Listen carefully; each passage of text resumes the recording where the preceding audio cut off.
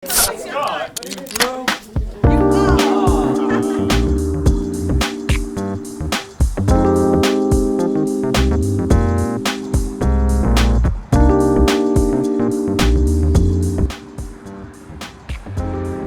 sa mga high-end na place din to sa Toronto.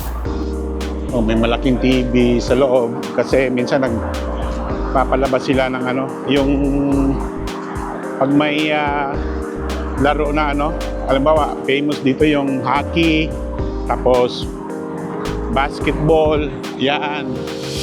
Maraming tao talaga yan. So dito naman yung Shell. So doon tayo nakapark kasi bumabiyahe nga ako eh. Tapos yung gas dito guys, ayan $1.72.9. Pag ganitong oras, mag-alas 10 sa gabi, mababa ang presyo. Nagmahal na rin ang gas ngayon dito. Yung simula itong buwan, last month yata. Kasi alam niyo naman yata yung news, gera na naman. Yeah, ganun lang ang buhay eh. Yeah, so ito, Eggsmart. Yan, restaurant din yan.